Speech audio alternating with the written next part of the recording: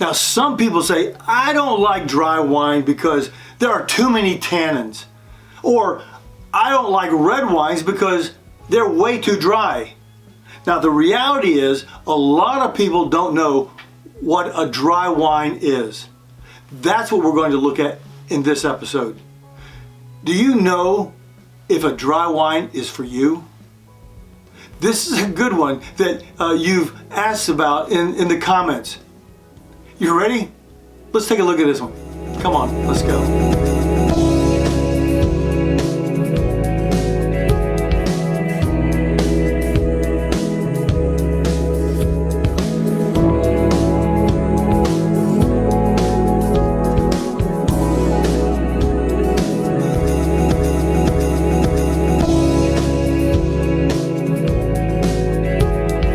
Hey there, Posse. I'm Pierre, and welcome to Asti Wine Consultants. In this episode, we're going to learn and understand more about dry wines to figure out whether they're for you. Now, keep in mind, at any time, if you like what you hear, click like, subscribe, and hit the little bell so you'll be notified when there's a new post. Now, also, make sure you share this with your friends. I'm sure they'd appreciate it. Now, the first place I'm going to start is, in wine, the opposite of dry is sweet. So you basically ask yourself, where does sweetness in wine come from? The simplistic answer is, thousands of years ago, winemakers figured out how to stop the fermentation process of their wine. This resulted in leftover grape sugars. Wine geeks call these leftover sugars residual sugar, or RS. Now, when there's no RS, the wine is dry. As we look at dry wines, there are some key factors to consider that contribute to its characteristics of dryness. First is fermentation. Dry wine is produced when the fermentation process converts most of the grape sugars into alcohol. Now, yeast consumes the sugar, producing ethanol and carbon dioxide. Or said another way, the yeast gobbles up the sugar to produce alcohol and CO2. The more sugar that's consumed, the drier the wine will be. Now, the fermentation process is critical in determining the wine's dryness or sweetness levels. Next up is grape varietal.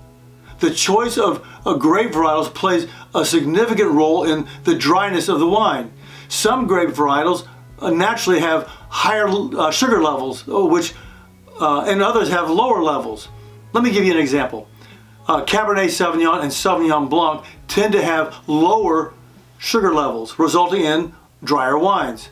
Sugar content is another factor. Again, the amount of residual sugar remaining in the wine after fermentation influences the sweetness level. To be specific, wines typically have less than 1 gram of RS per liter. Wine region and climate are other factors. Where the grapes are grown can impact the ripeness and sugar levels of the grape.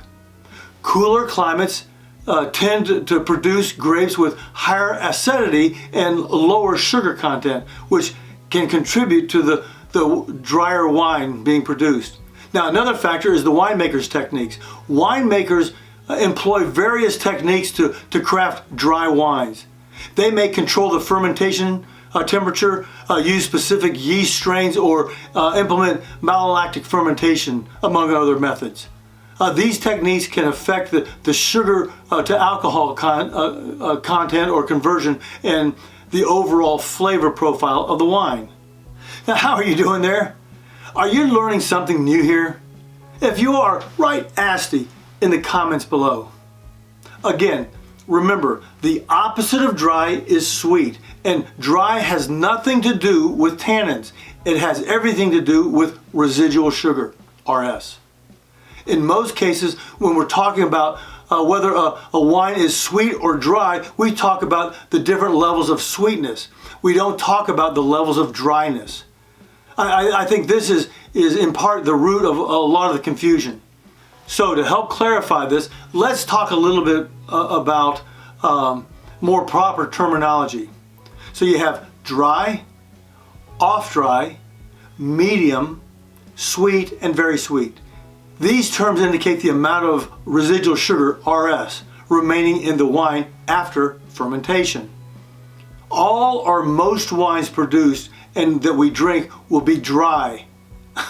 You know, off the top of my head, that's about 85% of the wines are dry. The other 4 categories of sweetness represents only about 15% of wine production. A dry wine is one that has little to no residual sugar, meaning most of the sugar in the grapes has been gobbled up or converted into alcohol during fermentation. Dry wines tend to have crisp and refreshing taste, and the emphasis is on the wine's acidity, fruit flavors, and other characteristics rather than the sweetness. An off-dry wine is very slightly sweet, but not overwhelmingly, so is almost undiscernible. It contains a small amount of RS that adds just a touch of sweetness to give balance to the wine's acidity. Off-dry wines can be enjoyed by those who prefer a hint of sweetness without it being overwhelming or overt. A wine described as medium in terms of sweetness falls somewhere between off-dry and sweet. It has a noticeable level of residual sugar, but not as much as a fully sweet wine. The cheap wines, the really big bulk wine producers, have a tendency to produce off-dry and medium dry wines. They allow just a touch of RS to mask the faults and flaws that the wine will have. A sweet wine contains a significant amount of residual sugar, resulting in a pronounced sweetness. These wines can have a dessert-like characteristics and are often enjoyed as a dessert wine or paired with sweet dishes. Sweet wines range from mildly sweet to lusciously sweet depending on the style. Very sweet or VS wines. This term describes wines with an exceptionally high level of RS. This makes them intensely sweet.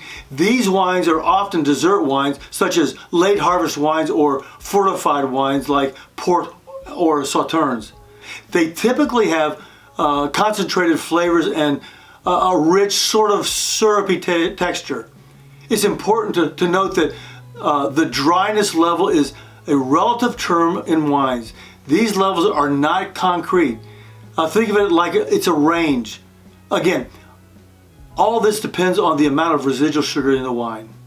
Remember, the vast majority of wines are dry. Additionally, in most cases, nothing is said about the dryness or sweetness on the wine label.